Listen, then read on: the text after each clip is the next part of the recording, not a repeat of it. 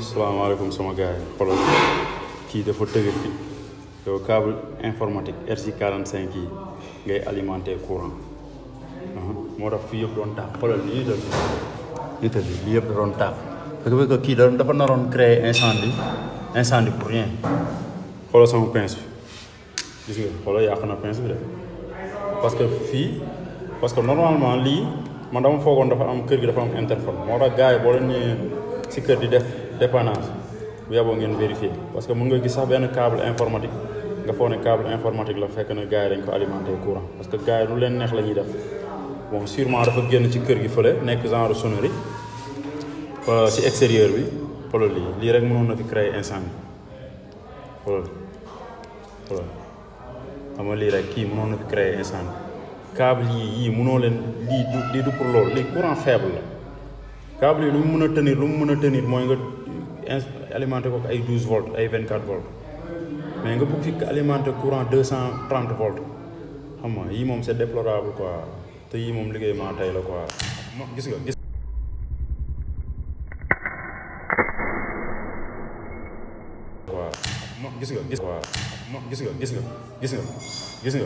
gis nga kon c'est que câble bi muy kon ne am courant ba léegi te man maa ngi coupé fii coupé naa disjoncteur gis nga c'est dangereux yaa ngi gis lii kon beneen alimentation feneen la jóge gars yi nii la ñuy installé moo tax soyez prudent gars yi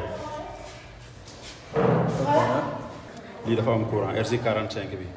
wër nañ ko xamuñu fu mu nekk donc léegi bu fekkee ne dafa am benn câble boo xam ne câble dafa am courant nga nar si liggéey il faut nga éliminer il faut nga sécuriser câble donc noo koy mën a sécuriser mooy xam nga fii boo ko laalee day exploser sànq dama ko laal mu def étincelle gis nga yàq na pince bi donc ce que je vais faire mooy lii soigneusement la ñuy décaper la ñuy xolli fii quoi maanaam soigneusement nga koy xolli parce que dafa am courant déjà xam nga donc soigneusement nga koy xolli boo xoolee après nga commencé dagg fii li benn par benn ba nga sécuriser waa kër gi ba pare nga soog a dem wëri loolu parce que yow coupé nga déjà disjoncteur bi fii déjà disjoncteur bi actuellement mu ngi 0 te lii mu ngi continuer di am courant donc il faut ñu lijjanti fan la jóge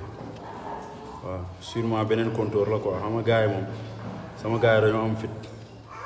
man am naa fit trop mais non gars yi ñoo ma ëpp fit non gars yi c'est des champions gars yi dañoo am fit RJ45 nga koy alimenter 230 waaw instant yi fa am courant léegi nii nga mën a def soigneusement ba pare après nag léegi nga commencé dagg fil yi benn par benn nga sécuriser fil yi benn par benn ok donc lii dafa am courant donc comme xamuñu fu mu jëm gis nga fii commencé na tàng gis nga lii yëpp lakk na lii moom lenn mooy solution bi waa kër gi ñu coupé compteur yëpp coupé disjoncteur yëpp pour ñu vérifier lii gis nga lii dafa xolleeku ce qui veut que mu ngi lakk ci biir ok donc loolu mooy solution